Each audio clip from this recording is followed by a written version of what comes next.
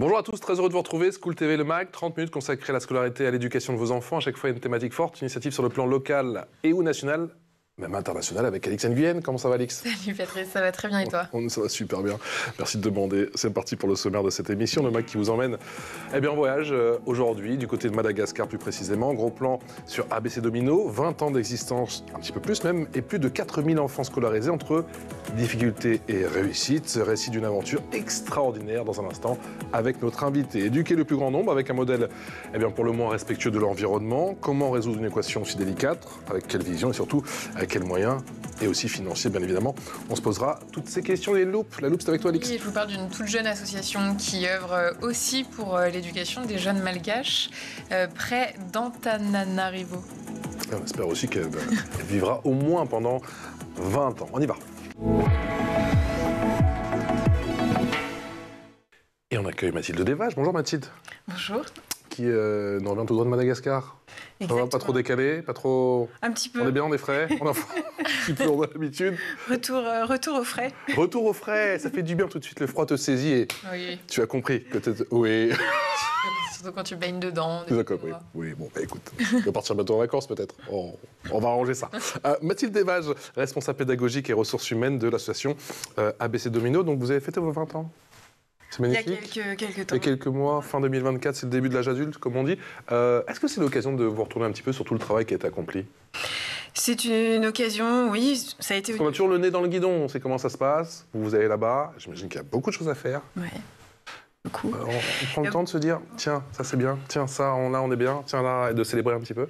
De revenir aux sources et de se rappeler un peu comment l'association a été créée au départ, par initiative, personne qui avait toujours voulu, notre président voulu créer l'association dans un pays dont il y avait des besoins et en même temps conserver un lien avec les retraités de son groupe immobilier en France et de leur proposer de partir dans une aventure humaine où on partage et on donne aussi en retour sur nos savoirs et les compétences. Et de fil en aiguille, Madagascar a été choisi et ensuite, de rencontre en rencontre, ils ont choisi de s'implanter dans le sud de Madagascar. Alors pourquoi le sud? Et pourquoi le sud? Parce qu'il y a plus de besoins, plus reculé, ou un coup de foudre par rapport à...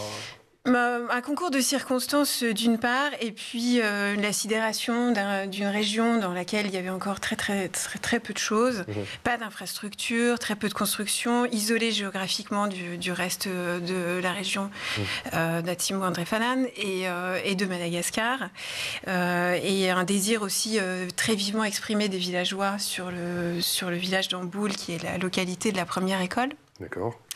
Et donc, qui est devenu une évidence. Donc, après 20 ans, c'était fort aujourd'hui de se remémorer ce qui a été à l'origine de cette association, et puis de regarder aussi les enjeux de demain. 2004, effectivement, donc, vous avez choisi Madagascar. Dès 2006... Il y a eu cette première école, c'est ça? Oui, en 2004, l'association est créée et la construction est immédiatement lancée de la première école. Et donc, elle est inaugurée en 2006. C'était au final le plus difficile, la construction de cette première école. Après, tout s'est enchaîné, même si j'imagine qu'il y a eu beaucoup d'étapes et beaucoup de chapitres pendant ces 20 ans. Oui, c'est la première école, c'est la première... Parce que vous avez combien d'écoles aujourd'hui? Aujourd'hui, il y a en fait 10 établissements scolaires, donc il y a 6 écoles primaires. 3 collèges et un lycée. Et aujourd'hui, l'association scolarise 4000 enfants et emploie 158 personnes. Assez rapidement, vous souhaitiez justement ne pas ouvrir que des écoles primaires et que l'idée c'était de leur fournir l'éducation, en tout cas de leurs 2-3 ans jusqu'à leurs 18 ans, jusqu'au bac?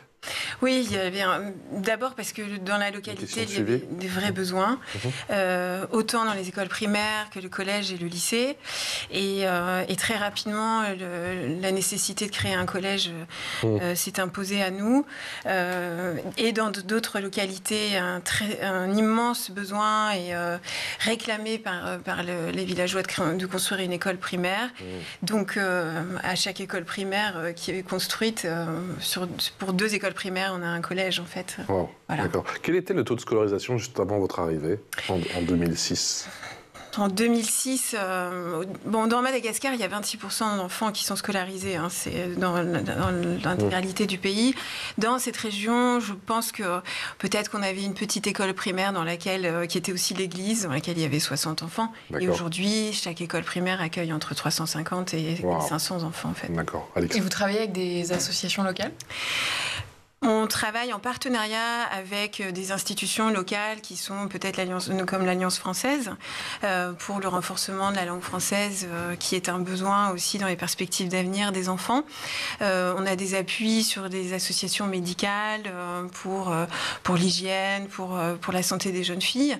Mais sinon, tout est orchestré depuis le siège de l'association à Paris et le siège local dans la ville de Tuléar. On a parlé du nombre d'enfants scolarisés en 20 ans, plus de 4000. Combien de professeurs? Je ne vais pas parler des profs, ils vont m'en vouloir. Combien de profs? Alors, chaque année, on scolarise 4000 enfants et on a à peu près 160. On a aujourd'hui 158 personnes qui sont salariées par l'association. Et dans les 158 personnes, on a à peu près 141 personnes qui sont instituteurs ou professeurs, collège et lycée. D'accord, que vous trouvez facilement, ils sont difficiles à trouver, que vous formez vous aussi, vous avez un certain savoir-faire, vous savez ce que vous voulez aussi maintenant. Comment ça se passe? En fait, pour les écoles primaires, on recrute assez aisément, de toute façon, localement. Pour le collège et les lycées, et le lycée, c'est un peu plus compliqué parce que le niveau attendu est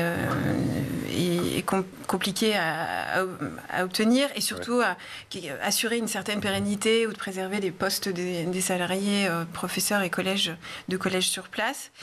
Mais ensuite, ils sont appuyés par des bénévoles du monde de l'éducation, enseignants, retraités, pour la plupart d'entre eux, qui viennent en mission régulièrement, 1 à 2 ou à 3 fois par an, en appui et en soutien pédagogique, ce qui vient compléter la formation. Alix. Et vous avez 100% de réussite au certificat d'études et au brevet. C'est quoi le secret de cette réussite, néanmoins, malgré ce manque de moyens ? Je crois que c'est un énorme désir, d'une part, des familles et des enfants dans les écoles, puisque dans les villages, il faut imaginer qu'il n'y a absolument aucune construction pérenne, en dur, et que l'école est ce qui rythme la vie en brousse. Des instituteurs qui sont très conscients et consciencieux de leur quotidien, de leur métier chaque jour, et une exigence aussi dans l'implication et dans le présentiel que nous avons, nous, sur place, auprès d'eux. Mais après, je crois qu'il y a une telle fierté d'aller à l'école que les résultats sont là, en fait. Justement, il a fallu tout d'abord gagner la confiance, créer un lien de confiance avec toutes ces familles. Comment ça s'est passé? Ou ça s'est fait assez naturellement? En fait, ça s'est passé assez naturellement parce qu'il y avait déjà un village qui exprimait de lui-même la nécessité d'avoir une école. Donc, une fois qu'ABC Domino avait implanté la première école, et en ayant déclaré que nous avions l'intention de construire une école, nous ne faisons rien d'autre, en fait. Et je pense que le climat de confiance s'est instauré et très vite s'est développé à tous les autres villages qui sont jusqu'à 50 ou 60 km autour de la première école. Dans quelle mesure, justement, ces familles participent à l'éducation de leurs enfants? Comment ça se passe, cette coéducation entre les écoles et les parents là-bas? Il y a l'association des parents d'élèves, comme dans toute école. Ah, quand même. Voilà. On a aussi un partenariat avec le PAM et grâce à nos mécènes, le financement des cantines, qui implique aussi les parents d'élèves, puisque les mamans doivent à tour de rôle participer à la préparation des repas. Et puis, chaque nouvelle initiative, chaque nouveau projet, chaque nouvelle recommandation fait l'objet de réunions de parents d'élèves et qui vise aussi à expliquer pourquoi ABC Domino fait le choix d'obliger le port de la blouse, par exemple, ou d'assister. Pourquoi? Parce que à Madagascar, beaucoup d'écoles, en fait, sont toutes... ils portent tous la blouse.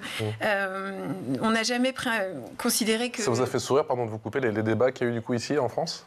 Quand vous retourniez là-bas et que vous voyez que là-bas tout le monde a la blouse? Oui, je pense que... Moi, ça me rappelle quand j'allais en Martinique, c'est vrai que j'allais souvent en Martinique, et là-bas ils ont tous l'uniforme. Ouais. Martinique, Guadeloupe, ils ont toujours eu l'uniforme et ça n'a jamais posé problème. Oui, une école dans laquelle les enfants vont où il n'y a pas de blouse, c'est pas quelque part une école vraiment, quoi. Ouais. Donc une fois qu'on a mis en place les blouses, c'était très important, mais on leur a demandé de participer à l'achat des blouses, par exemple. On ne voulait pas distribuer gratuitement les blouses, comme on ne veut pas que l'école soit entièrement gratuite, en fait. L'éducation, c'est une richesse, mais si elle est gratuite, elle n'a pas de valeur. Et donc pour nous, c'est important que les parents aussi participent avec des frais d'écolage chaque mois, qui sont symboliques, mais qui participent à l'achat des fournitures scolaires et qui encouragent la motivation d'envoyer les enfants à l'école et qui permet ensuite la visite médicale, une participation aux frais d'achat des blouses scolaires et des fournitures. Et est-ce qu'après le lycée, vous les aidez à s'orienter ? Alors, on a quelques bourses qui sont délivrées grâce à un de nos mécènes. Donc, on a des étudiants, nos premiers bacheliers, parmi nos bacheliers, des élèves qui ont eu le désir de continuer leurs études à Tuléar, donc qui sont accompagnés grâce à une bourse dont ils sont dotés pendant 3 ans, 4 ans. Et là, la dernière récente nouvelle, c'est que nous avons pour projet enfin concrétisé, qui va se concrétiser, de construire une école post-bac avec un suivi des élèves qui arrivent de la brousse et qui arrivent en ville, et puis une école numérique avec une initiation à l'informatique. Il y aura quelle filière dans cette école ? Plutôt une base informatique numérique. Ah, ce sera 100% numérique. Et sinon une année intermédiaire qui serait une année un peu de prépa, qui serait une année dans laquelle les élèves prépareront leur parcours d'études supérieures qu'ils pourraient choisir de faire à l'université ou à l'Institut d'études marines ou à l'ENS, qui sont des infrastructures universitaires qui existent à Tuléar et à Fianarantsoul, les 2 grandes villes les plus proches. J'ai quand même le sentiment qu'il y a toujours ce mot durabilité. En tout cas, j'ai toujours l'impression que c'est un projet sur le long terme. Parce qu'on a parlé tout à l'heure, effectivement, de la construction de ces écoles. Pas seulement des écoles primaires, mais effectivement, vous avez plusieurs collèges. Vous avez également un lycée, donc pour aller jusqu'au bac, et maintenant bientôt une école post-bac. Mais il y avait aussi le côté durabilité dans la construction. Parce que je crois que les conditions météo peuvent être assez délicates. Et que là aussi, il y a une attention particulière qui a été apportée sur la construction des écoles en dur.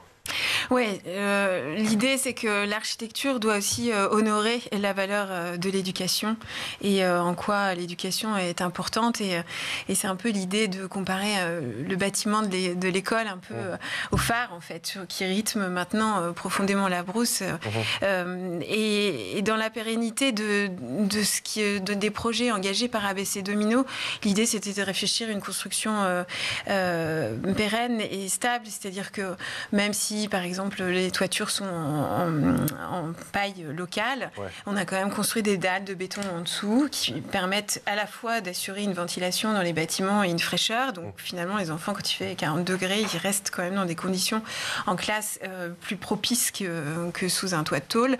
Et si un cyclone passe, comme on en a régulièrement quand même au mois de janvier, eh bien l'école continue en fait. Parce que le toit de paille peut souffrir du vent et de la tempête, mais l'école ne bouge pas. Donc ça c'est important, c'est la pérennité. Elle repose aussi sur un effort architectural qui doit être un phare porteur aussi dans sa symbolique d'avenir et d'un avenir meilleur. Quelle est l'importance d'avoir une école justement dans ces territoires, dans ces villages? Est-ce qu'il y a un avant et un après justement à chaque fois que vous implantez, j'ai du mal aujourd'hui, une école, un lycée, un collège? En termes de dynamisme, de dynamisme, oui, parce que ne serait-ce que la construction des édifices, enfin en tout cas des bâtiments, engendre une économie locale très importante. En fait, on comprend, après une étude d'impact que l'on a menée en 2024, justement à l'occasion des 20 ans, on a réalisé que, même si ça concerne 4000 enfants chaque année, sur 20 ans, ça a été à peu près 10 000 enfants qui ont été concernés par l'éducation portée par ABC Domino et ça touche, je dirais, plus largement plus de 20 000 personnes, en fait.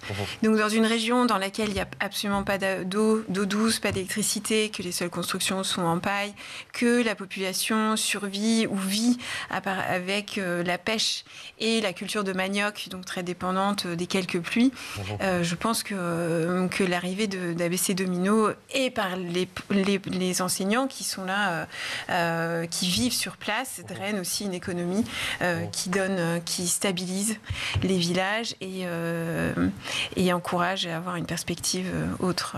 Alix. Et est-ce que vous suivez tous ces enfants depuis 20 ans? Vous savez ce qu'ils deviennent les uns les autres? Alors, au départ, pas beaucoup. On les a pas beaucoup suivis parce qu'on avait essentiellement des écoles primaires et que les collèges sont arrivés un peu plus tard. Et ensuite, ils ont continué leurs études plutôt en ville.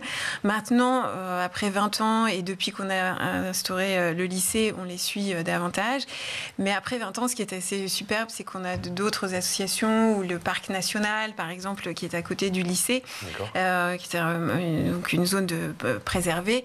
Et aujourd'hui, portée par des guides qui ont été des anciens élèves d'ABC Domino, où on a une association aussi avec laquelle on travaille qui implante des forages et permet l'accès à l'eau dans les villages autour des écoles. Eux, ils ont besoin d'ingénieurs et de techniciens, et que ce sont aussi des anciens élèves d'ABC Domino. Donc, petit à petit, peut-être... Et on a maintenant certains anciens élèves qui sont des instituteurs. C'est vraiment encore une fois une très belle réussite. Une question sur les filles. Est-ce qu'il était plus difficile, en tout cas au début, de convaincre, s'il a fallu convaincre les familles, je ne sais pas, de leur faire comprendre l'importance d'éduquer leurs filles? Est-ce que, dans la culture malgache, est-ce que les filles, justement, allaient travailler? Est-ce que c'était plutôt les garçons? Comment ça se passait? On n'a pas de grande difficulté à motiver davantage les garçons ou les filles à venir à l'école. D'accord. En tout cas, surtout dans les écoles primaires. Le vrai sujet, en fait, qu'il y a à partir du collège et donc la classe de 4e, c'est le défi de limiter les grossesses précoces. Et donc on permet aux filles de revenir à l'école après avoir une première grossesse pour qu'elles puissent passer leur brevet. Notre enjeu, notre défi, c'est de garder le plus longtemps possible, pour celles qui le souhaitent, en tout cas les filles au lycée. Et de leur permettre de passer le bac. Mais dans une même famille, on peut avoir une volonté à la fois de scolariser et les filles et les garçons, mais de ne pas scolariser tous les enfants. Parce que certains enfants sont délibérément, il est décidé qu'ils garderont le troupeau ou qu'ils iront à la pêche. Donc, parce que étudier, ça veut aussi dire partir. Voilà. Non, parce qu'ils ne font pas plus de 3-4 km par jour. Non, mais je veux dire plus tard, ça veut dire faire des carrières qui impliqueront d'être en ville, plus loin. En ville, oui. Ou revenir, mais je pense qu'aujourd'hui, l'objectif, c'est d'essayer de garder le plus longtemps possible les filles à l'école. On y arrive jusqu'au brevet. Et puis ensuite, je dirais que l'idée d'aller faire des études en ville, ne dit pas qu'ils vont tous quitter le village pour autant. Beaucoup vont revenir. C'est l'heure de la loupe, et la loupe, c'est avec Alix. Et aujourd'hui, tu nous parles d'une initiative solidaire, celle de l'association Sésame, S-E-S-A-A-M, qui œuvre depuis 2015 pour l'accès à l'éducation des jeunes malgaches. Et oui, tout ça grâce à un réseau local dynamique et engagé, situé à Talatamati, une localité à proximité de la capitale Antananarivo. J'espère que je bien. L'association... Je dis tout, elle a mis des petits tirets partout. Bravo Alix, je balance. Non, je voulais pas commettre d'impair, vraiment. L'association Sésame accompagne en moyenne, donc c'est vraiment à petite échelle par rapport à ABC Domino. Elle est beaucoup plus jeune. 40 étudiants après la terminale, 40 élèves de la maternelle au lycée. Elle travaille main dans la main avec Action Jeunesse Enfance Madagascar, une association locale dirigée ici par Nina Lalasoa Andriange, qui déploie des efforts considérables pour financer l'avenir des jeunes. En complément des aides financières et pédagogiques, AJEM mène des actions d'autofinancement en phase avec les traditions locales, notamment dans l'agriculture, la pisciculture et la couture. Je sais que vous le faites aussi. Cette approche entend ancrer durablement le projet dans le tissu économique et social de la localité. Sésame est né sous l'impulsion de Pascal Plat. On l'écoute. En 2014, j'ai fait un voyage dans mon pays natal, Madagascar, et j'ai eu envie de créer un projet d'éducation solidaire. Alors, j'ai eu la chance d'y rencontrer une femme exceptionnelle dans son domaine, Nina Lalassou Andriandange, qui est éducatrice de formation et qui croit vraiment que l'éducation des jeunes, c'est l'avenir du pays. Donc, on a uni nos idées et ça s'est enrichi très vite. On a cherché des partenaires, des donateurs. On a créé, moi, Sésame en France, elle, AGEM à Madagascar. Et notre collaboration a abouti à de belles réussites. Au début, on a permis à 8 jeunes bacheliers de poursuivre des études supérieures. Et aujourd'hui, on a 70 enfants et étudiants qui sont scolarisés, qui peuvent aller à l'école là-bas. Les besoins sont énormes, donc on aimerait bien avoir des projets encore plus ambitieux. Mais pour l'instant, on a créé une salle informatique, un atelier de couture, et on espère pouvoir aider d'autres jeunes parce que on a envie de croire en leur avenir et de leur donner envie d'y croire aussi. Et face aux besoins du marché du travail, on l'a compris, les deux associations ont donc identifié une nouvelle priorité, la formation numérique des jeunes. Ça doit vous parler. L'objectif est de former les étudiants à l'usage des outils numériques pour leurs études et leur insertion professionnelle et de fournir du matériel informatique adapté pour les accompagner dans leur parcours. Et pour répondre à ces enjeux, Sésame a lancé une campagne de financement participatif soutenue par le conseil départemental de l'Essonne. Les fonds collectés ont permis la rémunération des formateurs spécialisés en informatique sur place, l'équipement d'une salle informatique avec connexion Internet, l'achat d'ordinateurs portables pour les étudiants les plus démunis. Grâce à cette initiative, 20 étudiants ont reçu un ordinateur portable et 40 jeunes bénéficient d'une formation informatique complète. Vous parliez tout à l'heure aussi de votre focus sur le numérique. C'est un gros enjeu à Madagascar ? Oui, c'est un gros enjeu et c'est surtout synonyme d'avenir pour les élèves. Donc, l'accessibilité à un poste informatique est très difficile, notamment pour nos élèves dans la brousse. Un partenariat avec une entreprise Next Décision qui est basée à Nantes en informatique et mécène de l'association ABC Domino nous a permis de construire, de donner en fait des salles de classe d'initiation à l'informatique pour les élèves de collège et de lycée. Et avec le projet d'école post-bac, de poursuivre en donnant la possibilité aux élèves d'avoir un parcours numérique plus large, au-delà de la bureautique, mais aussi d'ouvrir à des métiers dont ils sont très en demande aussi à Madagascar. J'ai retrouvé une petite ambiance, petit atelier couture avec ABC Domino. Ça donne ça.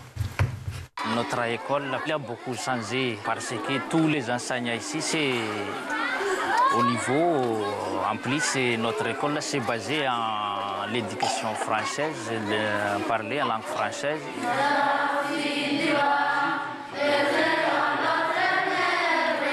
Oui, c'est très important parce qu'ici, au sud, et le problème, c'est le français. C'est la base. Qu'est-ce que vous faites? Vous révisez des leçons? Notre travail ici consiste à faire le travail manuel. Auparavant, c'est tabou ici de voir un garçon qui fait la couture. Mais grâce à l'atelier de la couture que les gens ici permettent aux enfants de progresser dans la vie quotidienne.